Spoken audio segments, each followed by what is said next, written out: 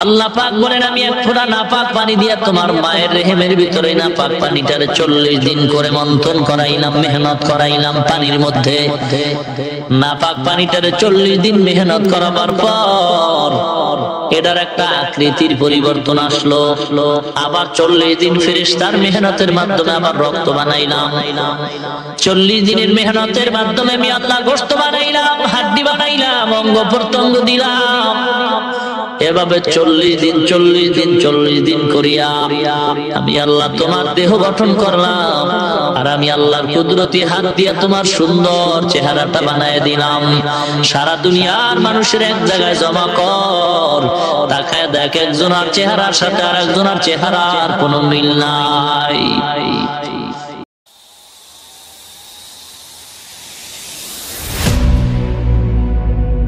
বর্তমান পরিস্থিতি বড় কঠিন এক অবস্থা। ঈমান আর আমল নিয়ে বেঁচে থাকা বড় কঠিন, কবরে যাওয়াও বড় কঠিন। মনে হয় যেন গোটা পৃথিবীর মুসলমান এক অশান্তির বেড়াজালে আবদ্ধ। কি বলেন ভাই? বেঈমান নাস্তিকদের হাতে আজ মুসলমান লাঞ্ছিত, অপমানিত, পদদলিত, নিষ্পেষিত, অবহেলিত। কোন সমাজে আমরা বসবাস করি? পয়গম্বর আরবি সাল্লাল্লাহু আলাইহি ওয়াসাল্লাম অদূর ভবিষ্যৎবাণী করে গেলেন যে এমন এক সময় আমার উম্মতের উপরে আসবে, আগুনের আংটা কয়লা হাতের তালুর মধ্যে রাখা যেমন কঠিন হবে, ঈমান ও আমল বাঁচানো তেমন কঠিন হয়ে যাবে। সেই সময়টা আর কত বছর পর আসার আশঙ্কা আছে ভাই? আপনাদের কি ধারণা? ঈমান বাঁচানো এখন খুব সহজ। বাপ যদি বলে যে আমার মেয়েকে বোরকা পরায় স্কুলে পাঠাবো, আর মেয়ে যদি বলে আমি পছন্দ করি না, বাবার শক্তি নাই জোর করে সন্তানকে বোরকা পরাবো, তাহলে ঈমান বাঁচানো খুব সহজ। আল্লাহ না করুন কোন বিপদগামী হয় স্বামী যদি স্ত্রীকে বলে তোমাকে 1, 2, 3 তালাক দিয়ে দিলাম, 1 তালাক, 2 তালাক, 3 তালাক দিয়েই দিলাম, ইসলাম বলে তালাক হয়েই গেল। কিন্তু এমন সমাজে বসবাস করতেছি, সমাজ বলতেছে তালাক হবে না, চেয়ারম্যান ঘোষণা দিতে হবে, বউ আমার তালাক দিবে চেয়ারম্যান। তাহলে ঈমান বাঁচানো খুব সহজ। চেয়ারম্যান ঘোষণা দিবে, তাও সরাসরি না, চেষ্টা করবে এই হারাম আবার মিলিয়ে দেওয়ার জন্য, এই জিনা ঠিক রাখার জন্য। চেয়ারম্যান যদি জিনায় লিপ্ত করাইতে সাকসেস হয় তা তালাক হয় নাই। আর যদি চেয়ারম্যান আনসাকসেস হয়ে যায় তাহলে স্বামীর দেওয়া 3 তালাক চেয়ারম্যানের ঘোষণায় 1 তালাক হবে। এই কিন্তু আমগো বাংলাদেশের আইন, বুঝেন নাই? তাহলে ঈমান আমল বাঁচান বড় সহজ, বড়ই কঠিন। কথা না বললেও কঠিন, বললেও কঠিন। কি বলেন? আর বলবো না কেন? ওলামায়ে কেরামদের মধ্যে যদি চুপ হয়ে যায় তাহলে আর বলার লোক কই? যারা আছিলেন তারা তো এক এক করে বিদায় হয়ে যাইতেছে। কি বলে? মুরব্বী যারা বলার মতো, যাদের উপরে ভর করে আমরা একটু নিঃশ্বাস ফেলি বাংলার জমিনে, তারা তো এক এক করে চলে যাইতেছে।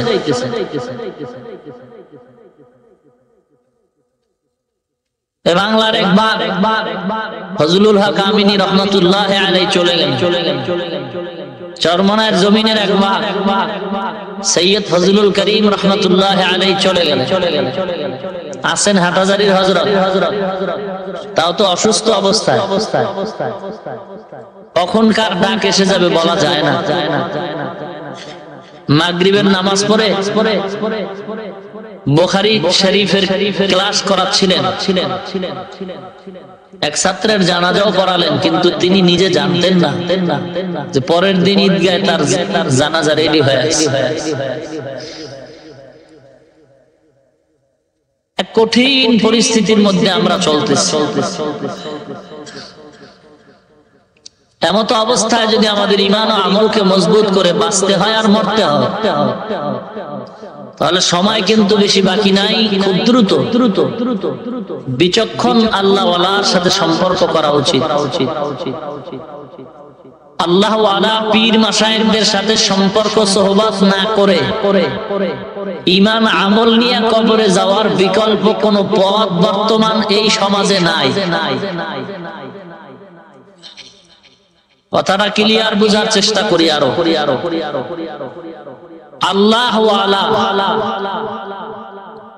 হক্কানি পীর মাশায়েখদের সংস্রব সোহবতে গিয়া নিজের ঈমান ও আমলকে সুন্দর করে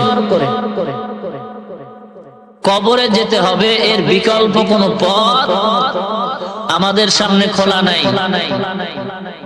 কিন্তু এমত অবস্থায় নামদারি টুপিওয়ালারা পীর মুরিদির বিরুদ্ধে বিষোদ্গার করছে আর বলতেছে পীর মুরিদি শিরিক, হিন্দুদের পূজার মতোই একটা পূজা। আপনারা এমন আওয়াজ বোধহয় শুনেন নাই। আর এক শ্রেণীর মুসলমান বলে কোন মুরব্বী লাগবে না, কোরআন আছে হাদিস আছে, ইমাম কিসের? কোন ইমাম নাই, কোন মাযহাব নাই। ইমাম আবু হানিফা নাকি একজন মুনাফিক?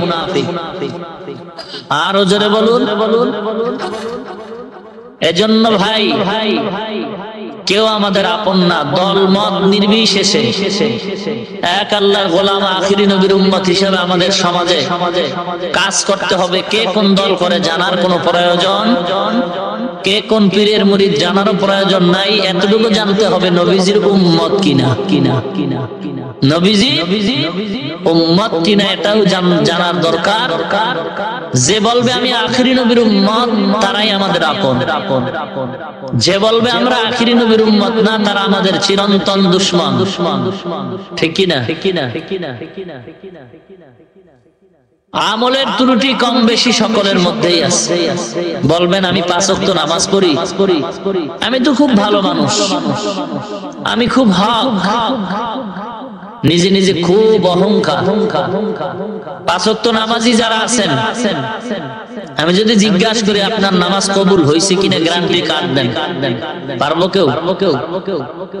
যদিও হইয়া থাকে, নামাজ পড়েছেন যদি কবুল হইয়াও থাকে, আপনি যদি বলেন আমি একজন নামাজি, আমার মতো ভালো কেউ নাই, এই অহংকারের কারণে নামাজের সওয়াবটা বরবাদ হয়ে যাবে।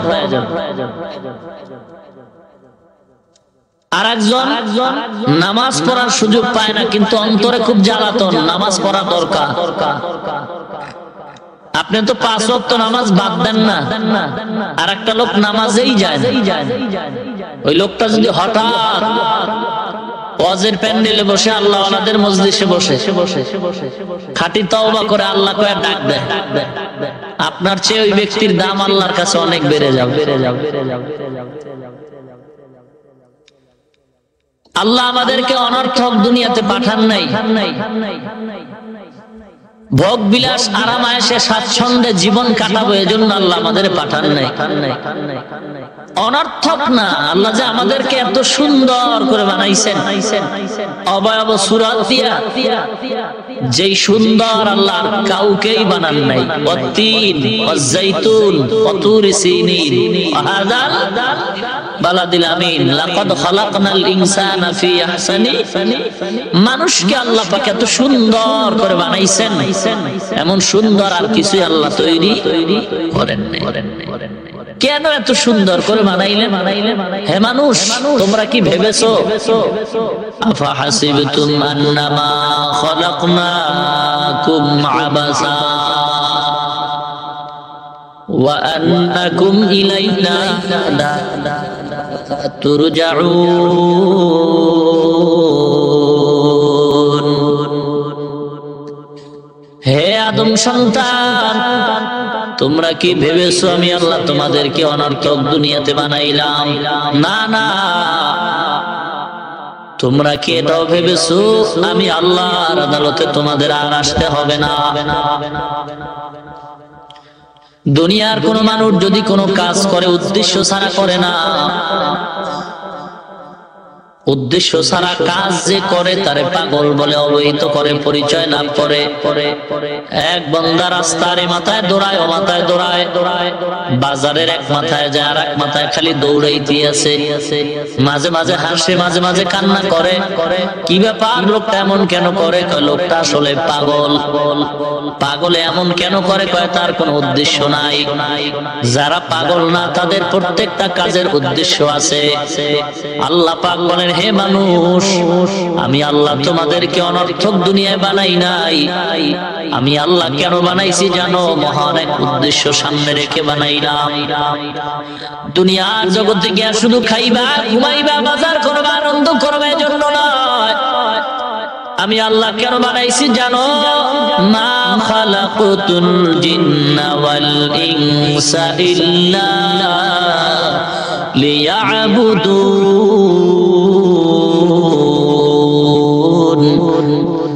আমি আল্লাহ তোমাদেরকে আমার গোলামি করার জন্য বানাইছি। আমি আল্লাহর পরিচয় লাভের জন্য তোমাদের বানাইলাম। লিয়াবুদুন আই লিয়ারিফুন। আমি আল্লাহ যে একজন আছি তার পরিচয় তোমাদের দ্বারাই হবে। তোমরা আমি আল্লাহকে আল্লাহ বলে ডাকবা, আর আল্লাহ বলে ডাকার আর আমার কেউ নাই। তোমরা যখন আল্লাহর কুদরতের বয়ান করবা তখন আমি আল্লাহর পরিচয় হবে, আল্লাহ একজন আছে। তোমাকে কে বানাইছে? এত সুন্দর করে কে বানাইছেন? আল্লাহ পাক বলেন, আমি এক ফোঁটা নাপাক পানি দিয়া তোমার মায়ের রেহেমের ভিতরে নাপাক পানিটারে 40 দিন করে মন্থন করাইলাম, মেহনত করাইলাম পানির মধ্যে। নাপাক পানিটারে 40 দিন মেহনত করাবার পর এটার একটা আকৃতির পরিবর্তন আসলো। আবার 40 দিন ফেরেশতার মেহনতের মাধ্যমে আবার রক্ত বানাইলাম। 40 দিনের মেহনতের মাধ্যমে আমি আল্লাহ গোশত বানাইলাম, হাড্ডি বানাইলাম, অঙ্গ প্রত্যঙ্গ দিলাম। এভাবে 40 দিন করিয়া আমি আল্লাহ তোমার দেহ গঠন করলাম, আর আমি আল্লাহর কুদরতি হাত দিয়ে তোমার সুন্দর চেহারাটা বানায় দিলাম। সারা দুনিয়ার মানুষের এক জায়গায় জমা কর, তাকায় দেখ একজনের চেহারার সাথে আর একজনের চেহারার কোনো মিল নাই।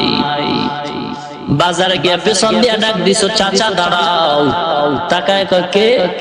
ও না না, আপনি না। তাই আমার চাচা কইলে কেন?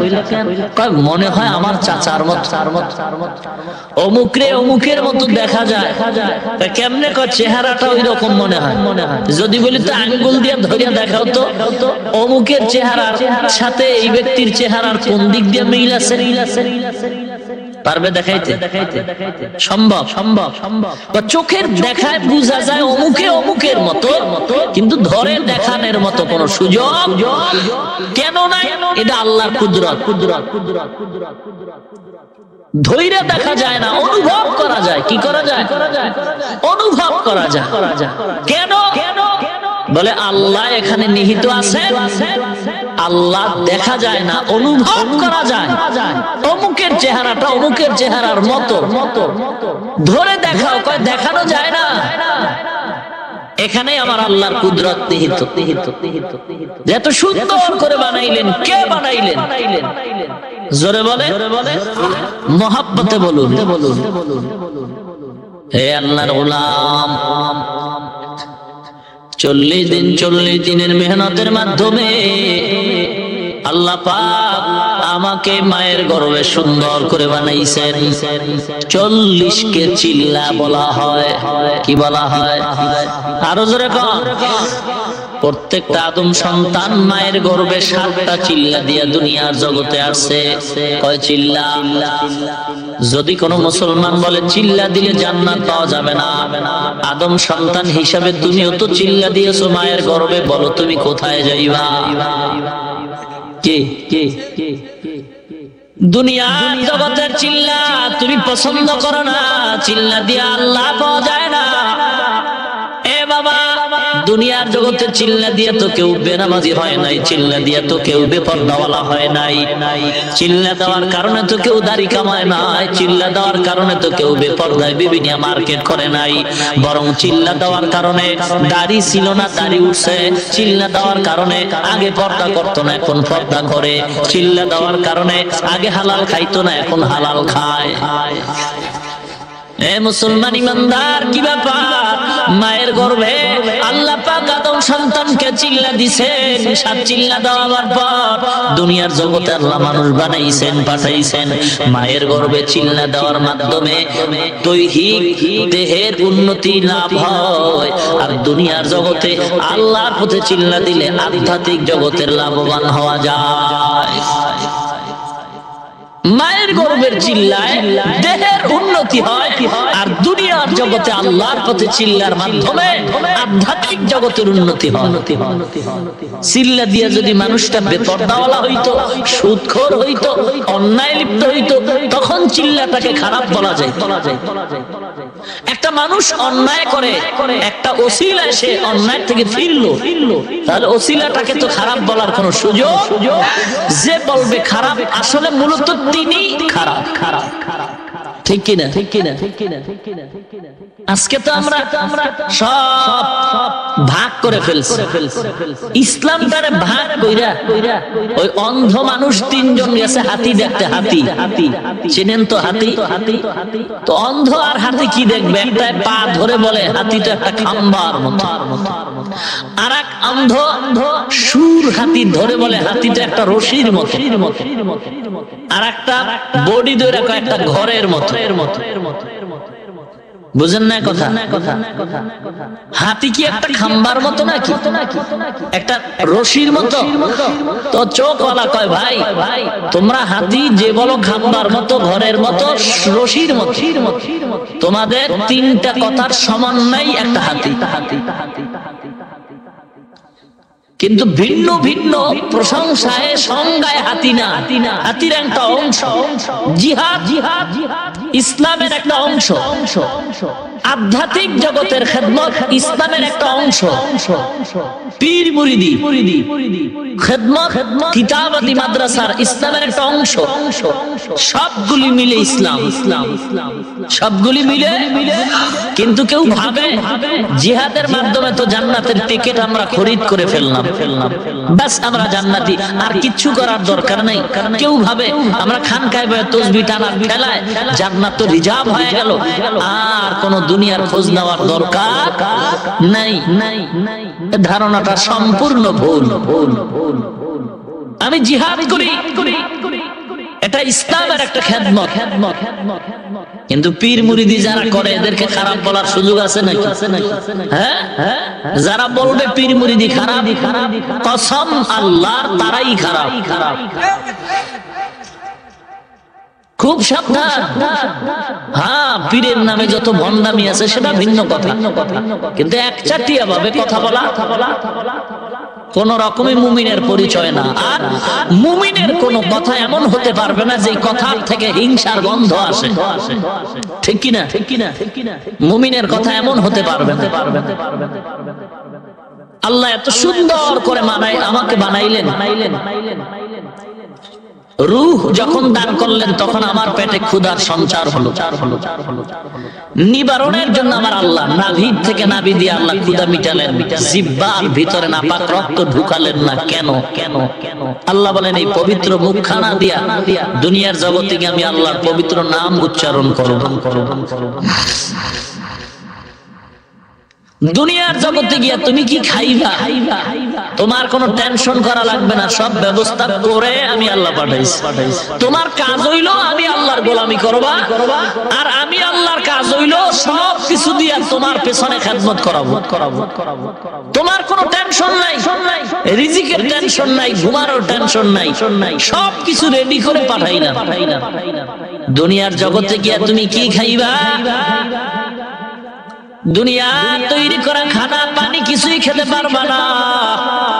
আমি আল্লাহ আদর করে তোমার জন্য মায়ের গর্ভের থেকে বের করে খানার ব্যবস্থা করে পাঠাইলাম। বাচ্চা গর্ভে আসার আগে কোন মায়ের স্তনে দুধ আসে না।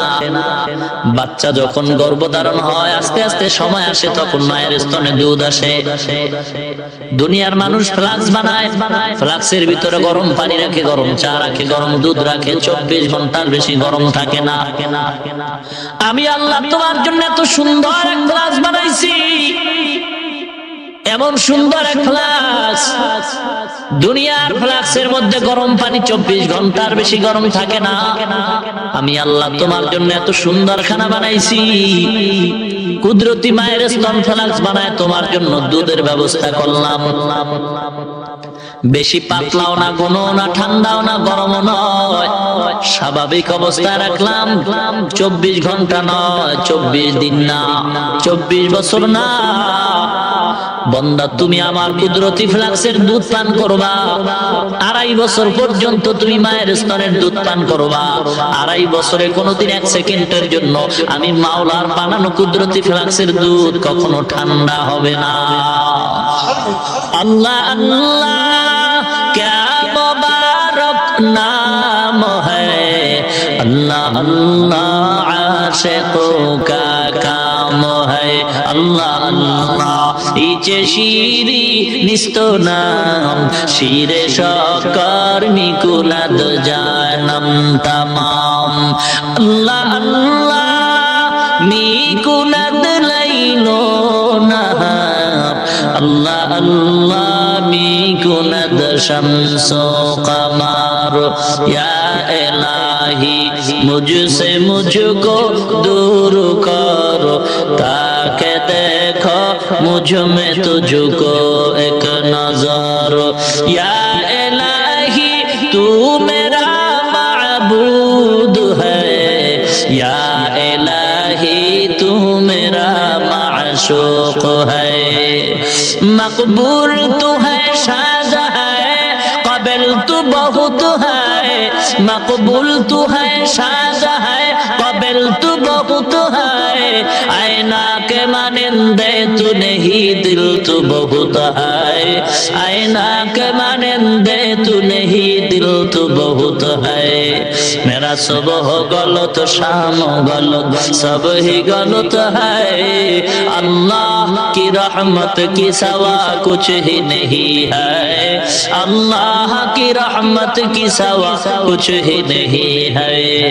एक चश्मे ज़दा गाफिल ज़ा शाह नवाशी, एक चश्मे ज़दा गाफिल ज़ा शाह नवाशी। शायद के निगाहे कुनदा गाह नवाशी, शायद के निगाहे कुनदा गाह नवाशी। আল্লাহর গোলাম, দুনিয়ার জগতে আমি আল্লাহ তোমার আদর করে বানাইলাম। তুমি আমার দরবারে কোনোদিন বলো না আল্লাহ তুমি আমারে মানুষ বানাইবা। এ মানুষ সন্তান, আমি আল্লাহ তোমারে মানুষ না বানাইয়া ইচ্ছা করলে ভেড়া বকরিও বানাইতে পারতাম। আমি আল্লাহ বড় আদর করে যে মানুষ বানাইলাম, এই একটা নিয়ামতের শুকর আদায়ের জন্য যদি কেউ সিজদায় পড়ে যাও, আর একটা সিজদায় যদি কিয়ামত কায়েম হয়, কিয়ামত কায়েম হবে সত্য। মানুষ হিসেবে যে তোরে আমি বানাইলাম, বিনা দরখাস্তে আদর করে এই নিয়ামতের শুকর আদায় করে শেষ করা সম্ভব হবে না। শুধু মানুষ বানাবার পরে শেষ নয়, আমি আল্লাহ মানুষ বানাবার পরে মুসলমানের ঘরে পাঠাইছি। তুমি কোনদিন বলো না আল্লাহ তুমি আমারে মুসলমান বানাও। আমি আল্লাহ তোমাকে মুসলমান না বানাইয়া হিন্দু বৌদ্ধ ইহুদির ঘরে পাঠাইতে পারতাম। আমি আল্লাহ আদর করে তোমাকে মুসলমানের ঘরে পাঠাইলাম। আলহামদুলিল্লাহ। তাকে গর্বগুয়াম জিকালাম সদকিয়ামত বগুজারো দিনা তামাম শুকরে নে'মাত নে'মাতাত আফজু কুনাত কুফরে নে'মাত আজকাফত বিরু কুনাত হামদু লাকা শুকরে লাকা ইয়া যুন্নিনান হাজিরি ইয়া নাজিরি برهان مان আলহামদুলিমান কদ্দার খায়রান ওয়া খাবালা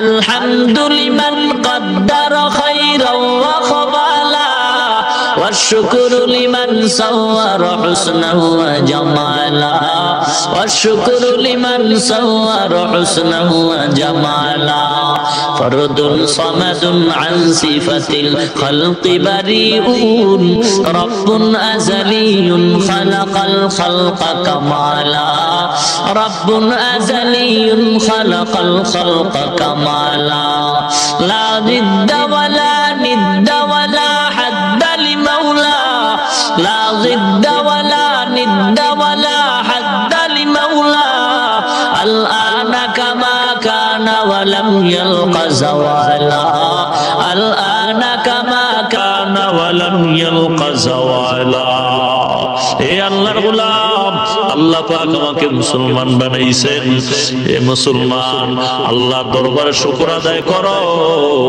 এমন একজন নবীর উম্মত আল্লাহ আমাদের বানাইছেন যে নবীর উম্মত হওয়ার জন্য অনেক নবীরা দোয়া করতেন আল্লাহ আমাকে নবী না বানাইয়া আখিরি জামানার নবীর উম্মত যদি বানাইতেন জীবন বড় ধন্য হয়ে যাইতো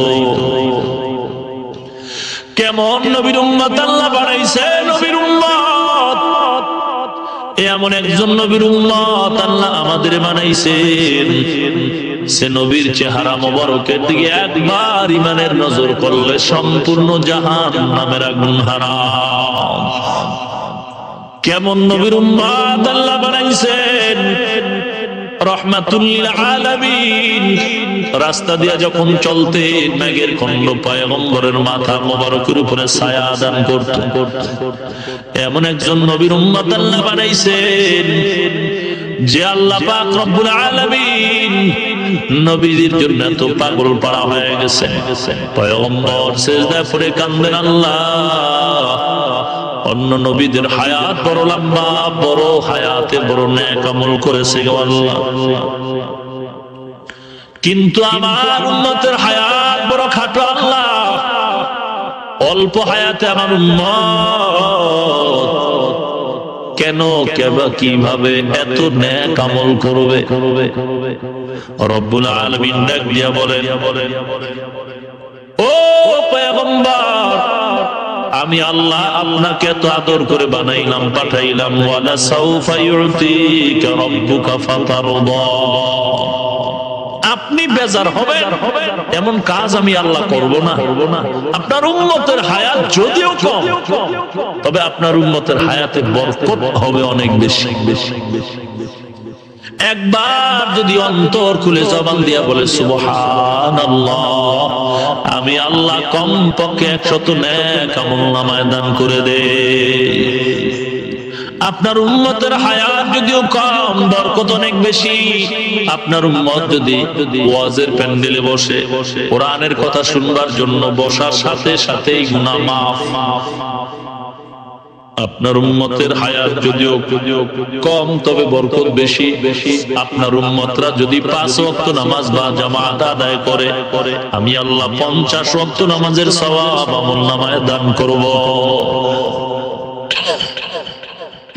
এত মর্যাদা আমাদের পয়গম্বর বলেন ক্বালা রাসূলুল্লাহ সাল্লাল্লাহু আলাইহি ওয়াসাল্লাম ইন্নাল জান্নাতা হুরিমাত আলাল আমবিয়া'i হাত্তা আদখুলাহা ওয়া হুরিমাত আলাল উমামি হাত্তা তাদখুলাহা উম্মতি পয়গম্বর বলেন আমি নবী বড় গর্ব করে বলতেছি কিয়ামতের ময়দানে আমি পয়গম্বরের আগে অন্য কোন পয়গম্বর জান্নাতে ঢুকতে পারবে না আর আমার আখিরি নবী হিসাবে আমার ইয়াতিম উম্মতরা জান্নাতে ঢোকার আগ পর্যন্ত অন্য নবীদের উম্মতের জান্নাতে ঢোকা সম্পূর্ণ হারাম ওয়ালাকাদ কাররামনা বানি আদম وحملناهم في البر والبحر ورزقناهم من الطيبات وفضلناهم على كثير ممن خلقنا تفضيلا देखो जा कुरान में आए मुहतरम मुस्तफा की उम्मती खैरुल उम्म। ए नबीर उम्मत, এমন একজন নবীর উম্মত আল্লাহ বানাইছেন যে নবী রাহমাতুল লিল আলামিন হিসেবে দুনিয়াতে আসছেন, যেই নবীর শাফাআত ছাড়া কেউ জান্নাতে ঢোকার সুযোগ পাবে না। এ মুসলমান আল্লাহর গোলাম, অনুরোধ করে রে বাবা, আল্লাহর গোলাম হয়ে যাও। মনে করিও না টাকা পয়সা দিয়া স্বাচ্ছন্দ্যে জীবন যাপন করে অন্ধকার কবরে যাও। খবরদার খবরদার, মরণ তো একদিন হবে, কখন হবে জানা নাই। মরণের আগে আল্লাহর গোলামি করে মরতে হবে রে বাবা। এ দুনিয়ায় চিরদিন থাকার জন্য আল্লাহ পাঠান নাই, অল্প সময়ের হাজিরা দেওয়ার জন্য আল্লাহ দুনিয়াতে আমাদের পাঠাইছেন। আল্লাহ পাক বলেন, বান্দা আমি তোমাকে যেমন পবিত্রতা অবস্থায় দুনিয়ায় পাঠাইছি, আমি আল্লাহ চাই তুমি আবার পবিত্র অবস্থায় দুনিয়ার জগৎ থেকে আমার দরবারে আসবা। মাঝখানের সময় যেন তোমার শরীরে কোনো নাপাক লাগতে না পারে। তোমাকে আমি পাঠাইছি পবিত্র, যে কারণে তোমার জন্য সবাই পাগল। তুমি আবার এমনই পবিত্র অবস্থায় জগৎ থেকে আসবা যেন দুনিয়ার সবাই আবার তোমার জন্য পাগল পারা হয়ে কাঁদে। দুনিয়ার ময়লা নাপাক যেন তোমার শরীরে লেগে নাপাক করতে না পারে। আর তুমি যদি পবিত্রতা অর্জন করে আসতেই চাও, দুনিয়ার নাপাকি লাগার থেকে দূরে থাকতে চাও, তো তোমার পেছনে একজন গার্ডিয়ান দাঁড় করায় দাও মুরব্বী হিসাবে। কারণ তুমি অচেতন অবস্থায় লেগে যাবে। মুরব্বী থাকলে লাগলেও এটা সংশোধনের সুযোগ আছে। খুব সাবধান, অহংকার যেন অন্তরে না আসে। টাকার অহংকার, বাড়ির অহংকার, গাড়ির অহংকার কিচ্ছু না। টাকা দিছেন কে? বাড়ি দিছেন কে? তো তোমার আল্লাহ দিছেন। তো আল্লাহ দিলে তুমি অহংকার করো কেন? অহংকার করলে তো আল্লাহ করতে পারেন, তাই আল্লাহ করেন। ইয়া আইয়ুহান নাস আনতুমুল ফুকারাউ ইলাল্লাহ ওয়াল্লাহু হুয়াল গনিয়্যুল হামিদ। হে মানুষ, দুনিয়ার সব মাখলুক গরীব, ঠেকা, অসহায়। আমি আল্লাহ কারো কাছে ঠেকাও না, অসহায়ও। আমি আল্লাহর সমকক্ষ কেউ নাই। আমি আল্লাহর জাতে যেমন কেউ শরীক নাই, আমি আল্লাহর সিফত ও গুণের সাথে কারো শরীক নাই, অংশীদারিত্ব নাই। আমি আল্লাহ একজন জাব্বার, আমার মতো দ্বিতীয় জাব্বার কেউ নাই। আমি আল্লাহ যেমন গফফার, আমি আল্লাহর মতো গফফার দুনিয়াতে দ্বিতীয় কেউ নাই। আমি আল্লাহ যেমন সত্তার, আমি আল্লাহর মতো সত্তার দুনিয়াতে আর কেউ নাই। আমি আল্লাহ যেমন কহ্হার, আমি আল্লাহর মতো কহ্হার আর দ্বিতীয় কেউ নাই। আমি আল্লাহর জাত ও সিফাতের সাথে অন্য কেউ আছে যারা মনে করবে তারা মুশরিক। আমি আল্লাহ সব গুনাহ মাফ করতে পারবো, শিরক গুনাহ মাফ করব না। অহংকারী ছেড়ে দাও মুসলমান। কই টাকাওয়ালা, কই বাড়িওয়ালা, কই গাড়িওয়ালা, কই কোনো নাম নাই। চট্টগ্রামের জমিনে ঘুমাচ্ছেন আল্লাহর ওলি আমানত শাহ রহমাতুল্লাহ আলাইহি। নাম নাই, কোনো খবর নাই, কোনো ঠিকানা নাই। একজন ডিসির পিয়ন ছিল, ডিসি সাহেবের বাতাস করত আর খেদমত করত। কোন ডিসি কেউ জানে না, বাড়ি কেউ জানে না, নাম কি ছিল তাও খবর নাই। কিন্তু গরিবী হালাতে আল্লাহকে অন্তরে জায়গা দিয়া এমন কবুল হয়ে গেছেন, চট্টগ্রামে আসলে কোনো গোলাম তার কবর জিয়ারত না করে যায় না। আকাশেতে লক্ষ তারা, এক চাঁদের আলোরে লক্ষ মানুষ হইতে একজন আল্লাহর ওলি ভালো। মুসলমান আল্লাহর গোলাম, আল্লাহওয়ালাদের কাছে যাও, ঈমান আমলটার মজবুত করে নাও। আল্লাহওয়ালাদের সংস্পর্শে যাও। আমাদের সমাজে আল্লাহওয়ালার অভাব নাই। আল্লাহওয়ালারা মানুষ তালাশ করে না, মানুষে তাদের তালাশ করে। আমানত শাহ রাহমাতুল্লাহি আলাইহি গরিবের সন্তান, কিন্তু আল্লাহর মুহাব্বত অন্তরে এত প্রবল। যদিও দেখো লোকটার চেহারা ভালো না, জামা কাপড় ভালো না, অন্তরটা এত ভালো। যখন একবার আল্লাহ পায় ডাক দেয়, আমার মাওলায় ডাকে সাড়া না দিয়া চুপ থাকেন না। আমি হাজারবার আল্লাহ বলে ডাকি, আমার ডাকের জবাব নাই, কিন্তু গরিব রিস্কাওয়ালা যখন আল্লাহ কয় ডাক দেয়, আমার মাওলা ডাকে সাড়া না দিয়া পারে না। গরিব দেখে অবহেলা করিও না, অসহায় দেখে তুমি তুচ্ছ মনে করিও না, ছোট্ট সাপ দেখে তুমি তাকে হাসির তামাশার খেল তামাশার পাত্র বানায় না। কারণ সাপ যদিও ছোট হয়, বিষের ধার কিন্তু অনেক বেশি।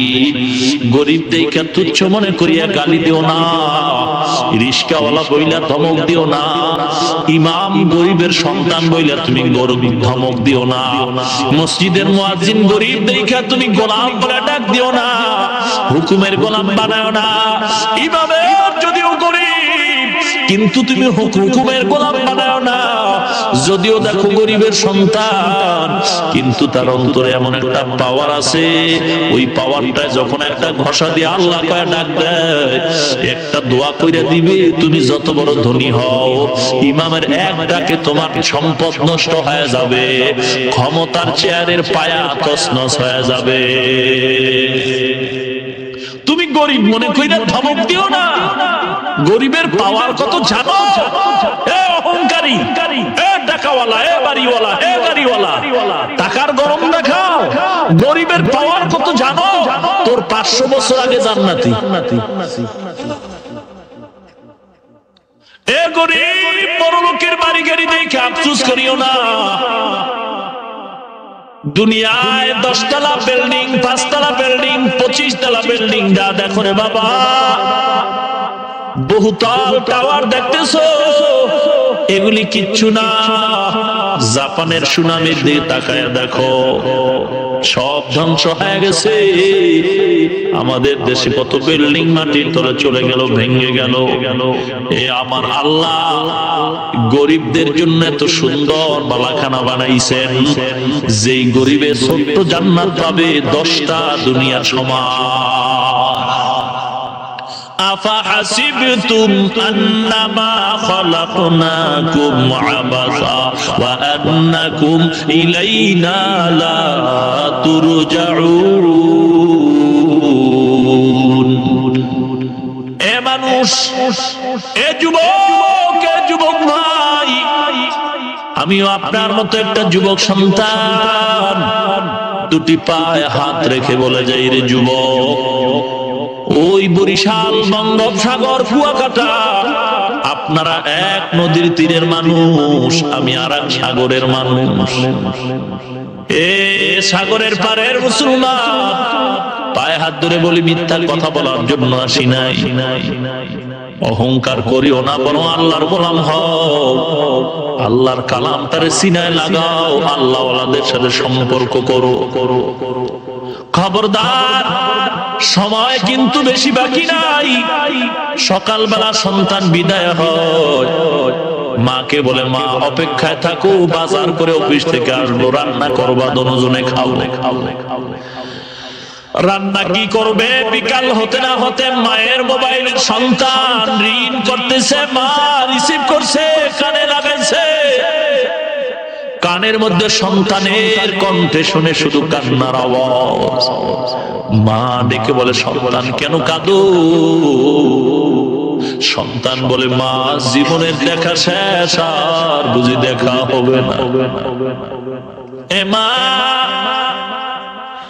মনের মতো একটা সালাম জানায় যাইতে বলে, আর দেখা হবে না। মা কাঁদে আর কয়, বাবা এমন খবর কেন, কি হয়েছে? সন্তান বলে, মা যেই অফিসে চাকরি করে আমার জীবিকা নির্বাহ করে গো মা, ওই অফিসের চতুর্পাশে আগুন লেগে গেছে রে মা। ডানে আগুন, বামে আগুন, চতুর্পাশে আগুন। মা আওয়াজটা পাইয়া বেহুশায় জমিনে পড়ে গেছে। মহিলারা মাথায় পানি দিয়ে হুশে আনলো। মা আবার মোবাইল করে কয়, বাবা কি আওয়াজ দিলি রে বাবা? সিঁড়ি দিয়া লাফ দিয়া পড়। সন্তান বলে, মা সিঁড়ির মধ্যে তালা লাগানো, বের হওয়ার কোনো সুযোগ নাই রে মা। মা ডাক দিয়া কয়, সন্তান বাথরুম কি নাই? বলে, হ্যাঁ মা বাথরুম আছে। মা বলে, বাথরুমের মধ্যে কি একটু পানির কল ছাইরা দেয়, আগুন যেন তোর গায়ে না লাগে। সন্তান বলে, না মা, গার্মেন্টস এর বাথরুমের মধ্যে আগুন লেগে গেছে। লোকেরা নিচে তাকায় দেখে, ওই 3 তলা 4 তলা দিয়ে কিছু হাত দেখা যায়। জানালা দিয়ে হাতগুলি বের করে বাল খালি ডাকে আর বলে, আমাকে বাঁচাও বাঁচাও। লোকেরা বলে, একটা আওয়াজ পাইছি, বাঁচাও। অল্প সময়ের মধ্যে হাতগুলি আবার আস্তে আস্তে করে ভেতরে চলে গেছে। এ মুসলমান, চট্টগ্রাম ফ্লাইওভারের নিচে পড়ে কত জীবন চলে গেছে। এখনো কিন্তু মায়ের চোখের পানি শুকায় নাই। এ অহংকারী সন্তান, কয়দিন আর বাঁচবা? টাকার মাস্তানি করিস না, বাড়ি গাড়ির মাস্তানি করিস না, ক্ষমতার বড়াই করিও না। মুসলমান ইমানদার, বাসের তলে পড়ে মানুষ মারা যায়, হঠাৎ মারা গেল, আওয়াজ নাই, আফসোস নাই। কিন্তু আগুনের মরণ যে কি কঠিন মরণ। সন্তান তাকায় দেখে আগুন লাগে, তার পাও জ্বলা যাইতেছে, হাত জ্বলা যাইতেছে। ডানে আগুন জ্বলতেছে, বামে আগুন জ্বলতেছে। বিপদে পড়লে একজনকে পাইলেই তো দৌড়ে কয়, আমাকে একটু ধর। কিন্তু না না, যুবক দৌড়ায় যখন একটু সামনে যায়, তাকে সেখানে আরো যুবক চিৎকার করতেছে। একজন দুজন না, হাজার হাজার শ্রমিকরা কাঁদতেছে আর বলে, আমাকে বাঁচাও। আওয়াজ নাই, ডানে আগুন বামে আগুন, কি দৃশ্য! চোখ পুইরা যায়, হাত পুইরা যায়, কিছু করার নাই।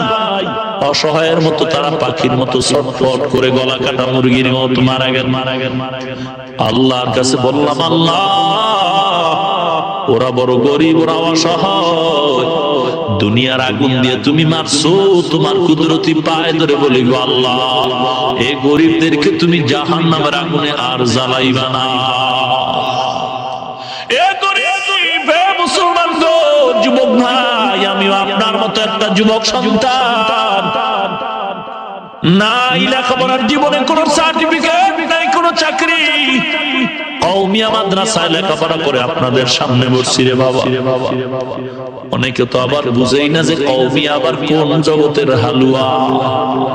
এ বাবা, কওমিয়া মাদ্রাসা হলো আসমানি জগতের হালুয়া। হাজার লাখ কওমিয়া মাদ্রাসা, যেই মাদ্রাসায় পড়লে সরকার টাকা দেয় না, চাকরি দেয় না, সার্টিফিকেট দেয় না। যারা বলো মাদ্রাসায় পড়িয়া ঠগে, এ বাবা, টুপি মাথায় দিলে শান্তি পাওয়া যায় না। আজকে মাদ্রাসায় পড়লাম, টুপি মাথায় দিলাম, জামা পরলাম, সামনে আসলাম, রে বাবা, কসম করে বলি, আল্লাহ এত সম্মান দান করেছেন সুন্নতের বরকতে। দুনিয়াতে মনে হয় কোটিপতি এমপি মন্ত্রীরাও এত সম্মান পায় না। এত কষ্ট করে দিনের উপরে চলতেছি রে বাবা। এ যুবক, যৌবন তো আমাকেও দান করেছেন। তুমি যৌবনের কারণে দাড়িটা কামাইলা, শার্ট প্যান্ট পরে চলতেছো, নেশাগ্রস্ত হয়ে দৌড়াও। নেশা পান না করলে তোমার ঘুম আসে না, তোমার শরীর ভালো লাগে না। এ যুবক রে, যৌবন তো কসম আল্লাহর আমার মধ্যে আছে।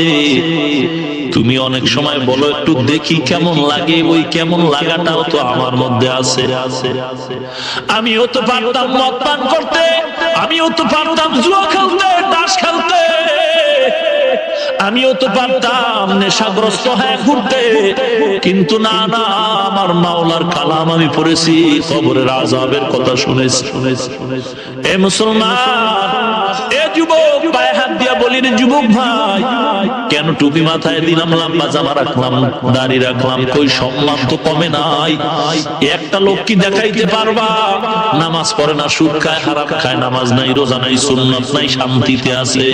একটা লোক আমার সামনে দাঁড় করায় দেখাও, আমি ওয়াদা কইরা গেলাম যদি এমন কেউ রে দেখাইতে পারো, দাড়ি নাই, টুপি নাই, নামাজ নাই, সুন্নাত নাই, পর্দা নাই, পুশিদা নাই, হারাম খায়, শান্তিতে আছে, একটা লোক আমার সামনে দেখাও, আমি কসম করে বলি জীবনে আর কোনোদিন নামাজ পড়বো না, দাড়ি রাখবো না, টুপি পরবো না। এমন একটা লোক দেখাও তো পারলে, পারবেন? পারবেন? দাড়ি নাই, টুপি নাই, সুদ খায়, ঘুষ খায়, শান্তিতে আছে? আছে? একজন পারবেন দেখাইতে? অহংকারী করি না রে বাবা, বুঝাবার জন্য বলি যুবক ভাই, দাড়িটা কামায় না রে বাবা, নবীরে কষ্ট দিও না। একই মায়ের গর্ভে আল্লাহ দুইটা সন্তান বানাইছেন, বড় মেয়ে ছোট ভাই, বড় মেয়েটার বয়স হলো 30 বছর, ছোট ভাইয়ের বয়স হলো 24 বছর। বুঝার চেষ্টা করো রে যুবক, বোনের গালে দাড়ি নাই, যুবক তোমার 24 বছরের গালে দাড়ি, বলো আল্লাহ অন্যায় করছেন নাকি? যুবক কি বলে? যদি বলেন অন্যায় করেন নাই, তো আমি আপনার পায়ে হাত দিয়া জবাব চাই, কেন দাড়িটা কামাইছেন? করেন, কারণ কি? দাড়ি কামানোর কারণে চেহারা ভালো হইছে বলেন, তাও তো হয় নাই। দাড়ি কামানোর কারণে আপনার শরীর মোটা তাজা হইছে, তাও তো হয় নাই। দাড়ি কামানোর কারণে আপনার যৌবন বেড়ে গেছে, তাও তো না। কেন কামাইছেন? চাকরি পাবেন এই নিয়তে কামাইছেন। আমার তো মন বলে দাড়ি কামানোর কারণে চাকরি আপনার কপালে যাও আসতো, তাও আসে না। এ যুবক, আপনার বিবেকের কাছে আমি প্রশ্ন করে বিদায় নিতে চাই।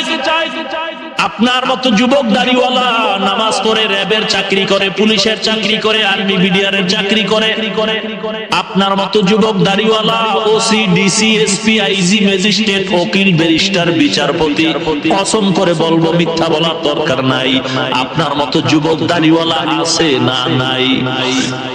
যদি বলেন আছে, আপনি মুসলমানের সন্তান, আপনি তো বিনা হিসাবে জাহান্নামী, হিন্দু, বৌদ্ধ, খ্রিস্টানের মতো সন্তান না, আপনি তো আমার নবীর উম্মত, আপনার তো পাওয়ার অনেক বেশি। এ যুবক, আপনি কেন ওদের মতো চলবেন? কেন দাড়িটা কামাইবেন? আপনার মনের জিজ্ঞাসা করেন, আমার মতো যুবক দাড়িওয়ালা র্যাবের চাকরি করে, পুলিশের চাকরি করে, ওসি ডিসি যদি থাকতে পারে, আমি কেন পারবো না? এ যুবক রে, আপনার মতো যুবক দাড়িওয়ালা কৃষি কাজ করে, ড্রাইভারি করে, কত ব্যবসা করে, একটা হালাল পয়সা খায়, হারাম খায় না, আছে না নাই? আপনার মনের জিজ্ঞাসা করেন, আপনি কেন পারবেন না?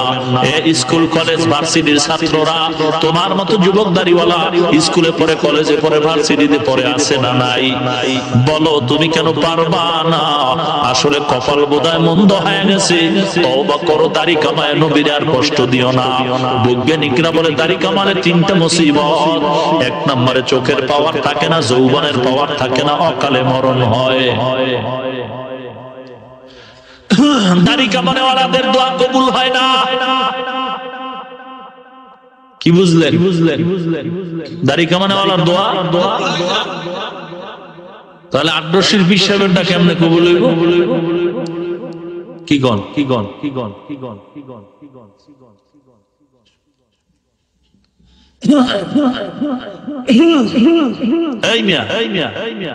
বাংলাদেশে দাড়ি কামানোওয়ালা নামদারি পীর আছে?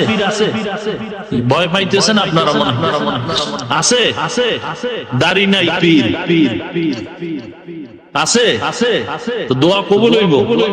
তাহলে ও যদি দোয়া কবুল না করাইতে পারে, তো মুরিদের অবস্থা কি? হ্যাঁ,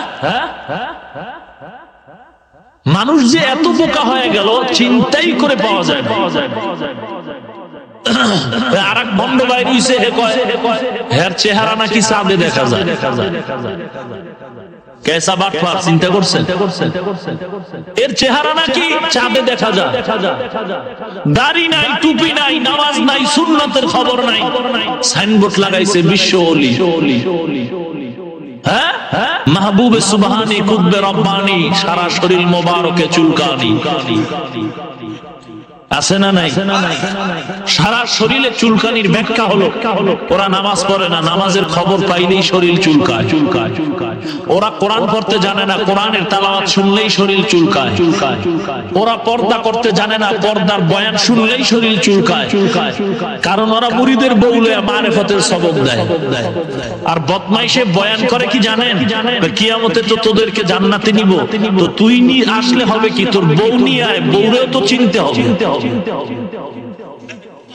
কত বড় লম্পট, কত বড় অসৎ, চরিত্রহীন সে পীর হবে দূরের কথা, মুসলমান হতে পারলো কিনা সেটা দেখার বিষয়।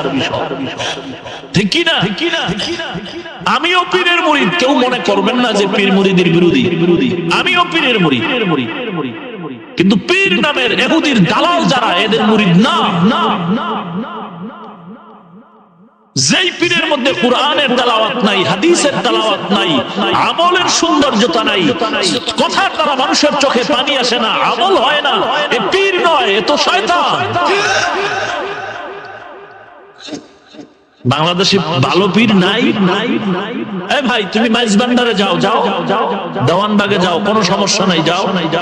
আটরশি যাও, চন্দ্রপাড়া যাও, রাজারবাগ যাও, কুতুববাগ যাও, সব জায়গায় যাও, কিন্তু মুরিদ হইও না। আরো কিছু আছে, এটা দেখো, চরমনাই যাও, উজানি যাও, আরো বহু, টঙ্গীর ময়দানে যাও, এগুলি দেখো। এরপরে অন্তরকে জিজ্ঞাসা করো যে কোন পীরের কথায় মানুষের আমল বাড়ে, কার মধ্যে আমল আছে, কার মাধ্যমে আমি জান্নাতের পথ পেতে পারি। এই চিন্তা ভাবনা করে এরপরে তুমি একজন হক আল্লাহওয়ালার পেছনে লাগো। ঠিক কিনা? এ যুবক ভাই, আল্লাহর গোলাম, কখন জানি মরণের জন্য আজরাইল এসে ধাক্কা দিয়ে নিয়ে যায়। অনুরোধ করি মুসলমান, সময় কিন্তু বেশি বাকি নেই, নবীর আর কষ্ট দিও না। এ যুবক, আজকে যাদের জন্য এত পাগল, আসলে তারা তোমার জন্য এত পাগল না। এ যুবক, আজকে আপনি যার জন্য এত মায়া করেন, যাকে এত আপন মনে করেন, তারা কিন্তু আপনাকে অত আপন মনে করে না। আমার কথা বুঝেন না? আপনি যাদেরকে অতীব আপন মনে করেন, আপনি একটু পরীক্ষা করে দেখেন, তারা কিন্তু আপনাকে এত আপন মনে করে না।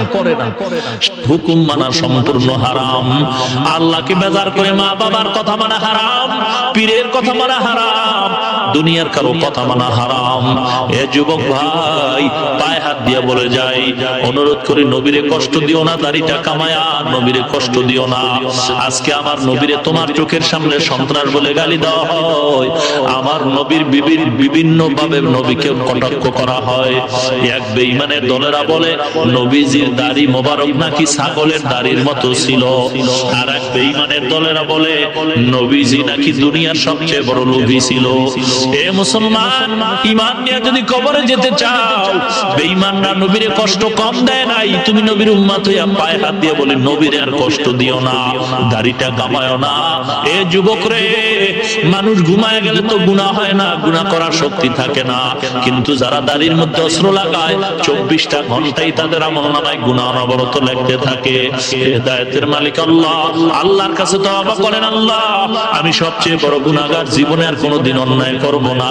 তওবা করো আল্লাহর কাছে। সবার কপালে হেদায়েত নাই, সবাই জান্নাত পাবে না। একজন যদি হেদায়েত প্রাপ্ত তওবাকারী হয়ে যায়, এটাই হবে আমাদের সার্থকতা। এ যুবক রে, আল্লাহর কাছে তওবা করো।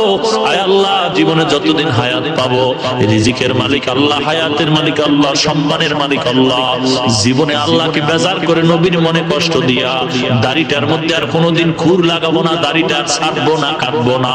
কোন ইমানদার পারবা অন্তর খুলে খাঁটি নিয়তে হাত উঁচু করে দেখায় দেই? নারায়ে তাকবীর। হাত আরো সোজা করেন, উঁচু করেন, হাত উঁচু করেন, আরো উঁচু করেন। এইবার শুনেন, হাত উঁচু করেন, করেন, আবার উঁচু করেন। যাদের অন্তরের নিয়ত ভালো না তারা হাত নামান, যাদের অন্তরের নিয়ত খারাপ তারা হাত নামায় দেন, আর যাদের নিয়ত খুব খাঁটি তারা হাত আরো সোজা করো।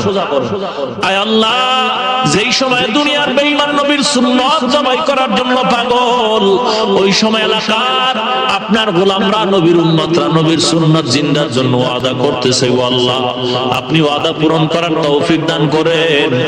আয় আল্লাহ, মুসিবতে ধৈর্য ধারণ করার তৌফিক দান করেন। লেখাপড়া, চাকরি, ব্যবসায় বরকত দান করেন। আয় আল্লাহ, নবীজির খাঁটি সুন্নাতওয়ালা বানায় দেন। ঈমান ও আমল নিয়ে কবরে যাওয়ার তৌফিক দান করেন, বলেন আমিন।